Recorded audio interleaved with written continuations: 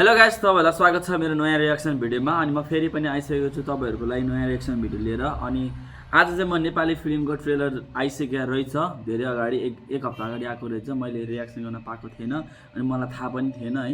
अनि त्यही भएर मैले चाहिँ रियाक्सन गर्न पाएको थिएन। तर अहिले म त्यो भिडियोको रियाक्सन गर्न गइरहेको छु। परालको आगो भन्ने मुभीको ट्रेलर आएको रहेछ, मैले चाहिँ रियाक्सन गर्न पाएको थिएन। सो यो चाहिँ सौगात मल्ल र हाम्रो प्रकाश सपुतको नयाँ फिल्म हो। फिल्म चलिरहेको पनि छ, राम्रो रेस्पोन्स पनि आएको छ त्यो फिल्मको। हजुरहरूले हेर्न जानु भएको छैन भने गएर हेर्न सक्नुहुन्छ है। हलमा लागिरह होला नजिकै तपाईँहरूको हल छेउतिर। सो अहिले चाहिँ म रियाक्सन गर्न धेरै गइरहेको छु, तपाईँहरू धेरै नबोल्नु भन्नुभन्दा अगाडि नै। सो रेडी है त? Ready 3, 2, 1 action.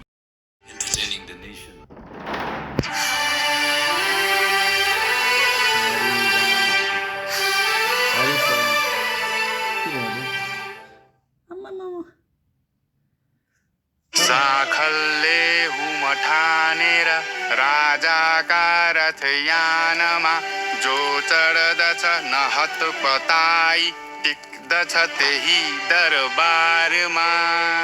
अब त मजाले माया गर्न पाइन्छ। गरे हो, यो घर नसजाए त छुन पनि दिन्न। सकेसम्म हितैषी र प्रिय लाग्ने कुरा गर, नसके प्रीत छाडेर बोल तितै पनि। ए जुठे, बाहुले जसरी सोख पर्छस् त? पहिला त हामी पनि बाहुनै थियौ नि हो बडाबा। खै कुन चाहिँ बाजे बराजुले मोती बिगार्नाले एकदमै भयो नि। बैमा पिठो खाम्ला पुग्यो भने मिठो खाम्ला।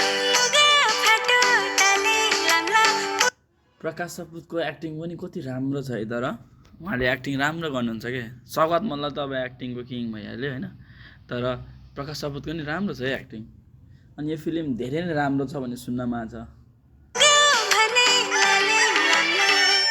बिहान बिहान धेरै मुख नचलाए, चखुरको चिया बना। दुध त्यही छ, पकाउने खाने। रिसले आफैलाई खान्छ, अहङ्कारले अङ्गार बनाउँछ। बनाए मलाई बनाउँछ, तँलाई बनाउँछ। सोमो त भयो क्या आइमै। सोमत त तिम्रो खुब छ नि, अर्काको माइतीले जे मन लाग्यो त्यही भन्ने। मेरो बाउको काट्टो। घर परिवारको झगडामा सबै आगो भयो भने घर खरानी हुन्छ।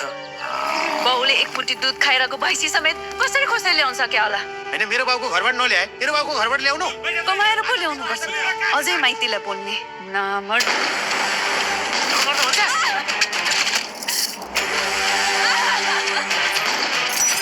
जस्तो कङ्गाली मोरा कि जोइ भएर बसेर त डुबेर मर्नु साथी। मर्नु त छ। त्यस्तो देख्दा त नि बुढा, बरु गरिब भए पनि हाम्रै जिन्दगी आनन्द लाग्छ है मलाई त। धन बोकेर हिँडे मान्छेलाई गरिब भन्छेस्?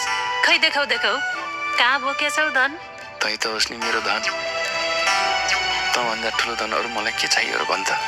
भाउजू त्यो दामी डाइलग हान्दै हो सौगात मल्लले। औँथालाई देख्यौ भनेको। स्वास्नी मान्छेलाई लोग्नेका घरबाट निकालेसी मर्ने र माइती जाने बाहेक के उपाय हुन्छ? बिहे भइसकेको छोरीलाई अब जीवनभर भव्य रूपमा माइतीमै राख। छोरीले बिहे गरेर पठाएपछि पराई हुन्छ भने सोध्छौ होला होइन तिमीहरूले? तर यो जन्म रगत त तिम्रै बग्थ्यो नि। यो मेरो जन्मघर हो, जति दिन मलाई त्यति दिन बस्छु। जहाँ नारीहरूको पूजा हुन्छ त्यहाँ देवताहरूको निवास हुन्छ, र जहाँ नारीहरूको पूजा र सम्मान हुँदैन त्यहाँ गरिएका असल कर्म पनि निष्फल भएर जान्छन्।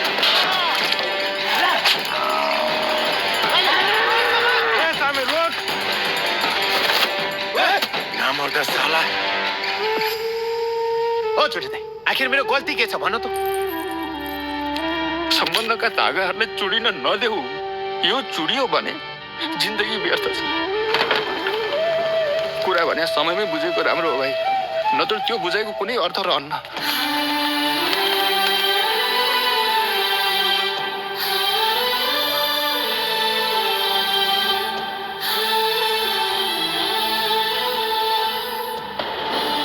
बिहे गरेपछि यस्तो माया पनि बोक्नु पर्दो रहेछ गौरी।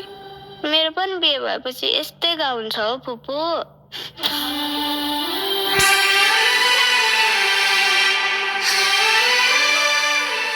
तिमी नमर है फुपू मर्यो भने तिमी पनि कहिले फर्केर आउँदिनौ मर्दैन गौरी मर्दैन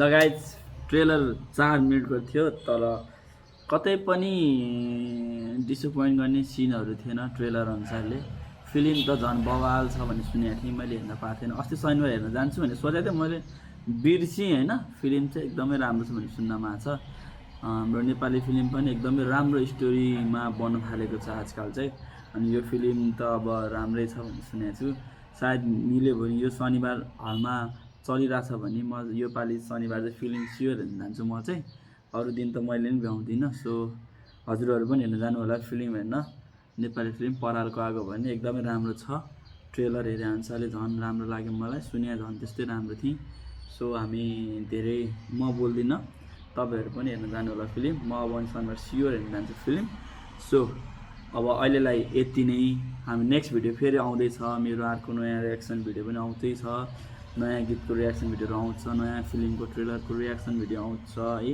अनि हजुरहरूलाई डान्समा इन्ट्रेस्ट छ भने पनि मेरो step of dance academy Hetauda भन्ने एउटा युट्युब च्यानल पनि छ त्यसमा गएर हेर्न सक्नुहुन्छ मैले के कुराहरू गर्छु भनेर हजुरहरूलाई थाहा पनि हुन्छ सो आजलाई चाहिँ यति नै नेक्स्ट भिडियोमा फेरि भेट्नेछु भन्दै बाचासहित हस्त नमस्ते।